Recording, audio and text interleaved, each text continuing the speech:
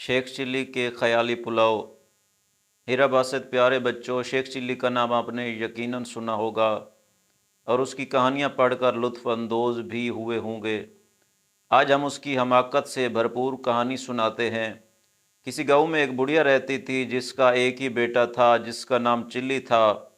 वो बहुत कामचोर, बेवकूफ़, सुस्त और काहिल था। उसे बस एक ही काम आता था, शेखी बिगाड़ने का। जहाँ चंद लोगों को इकट्ठे बैठे देखता, उनकी करीब जाकर खुद भी बैठ जाता और उन्हें गुफ्तगू का मौका दिए बगैर अपने झूठे सच्चे कारनामे बयान करने लगता। गांव के लोग उसकी इस आदत से बहुत तंग थे और इसका नाम ही शेख चिल्ली रख दिया था। वो अपने नाम की तरह बड़े बड़े मंसूबे, ख़याली मंसूबे बनाता, लेकिन किसी पर अमल नहीं करता।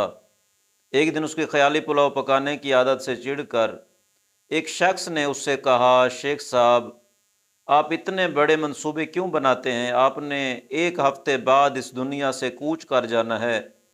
अपनी मौत का ख्याल करें। ये सुनना था कि बेवकूफ़ शेख चिल्ली को एक हफ्ते बाद अपनी मौत का यकीन हो गया। उसने इसकी तैयारी शुरू कर दी। पहले उसने कब्र खुदवाई और उसमें जाकर लेट गया। 6 दिन गुजर गए, कुछ ना हुआ। 7वें दिन शेख चिल्ली ने सोचा कि ये उस शख्स के बताए हुए एक हफ्ते का आखिरी दिन है, शायद अब मौत का फरिश्ता आने वाला है।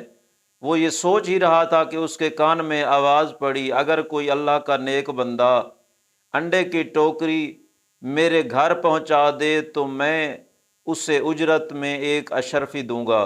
शेख चिल्ली अशरफी का नाम सुनकर कब्र से निकल आया और अंडे की टोकरी उठाकर सर पर रख ली।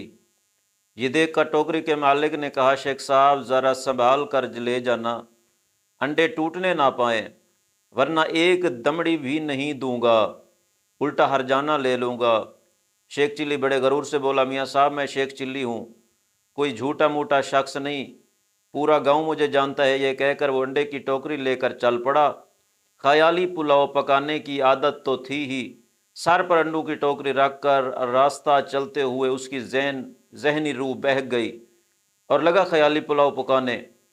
अंडे पहुंचाने की मजदूरी मुझे एक अशरफी मिलेगी, बड़ी रकम है, इससे मैं मुर्गी खरीदूंगा, वो अंडे देगी, अंडे बेचकर बकरी लूँगा, जो बच्चे देगी, बकरी के बच्चे बेचकर गाय लूँगा, गाय दूध देगी, मेरे बच्चे जब दूध मांगेंगे तो मैं उनसे कहूँगा, ये लो दूध। इतना कहते ही उसने टोकरा पकड़े दोनों हाथों हटा लिए, जिनकी वजह से वो ज़मीन पर गिर पड़ा। सारे अंडे टूट गए।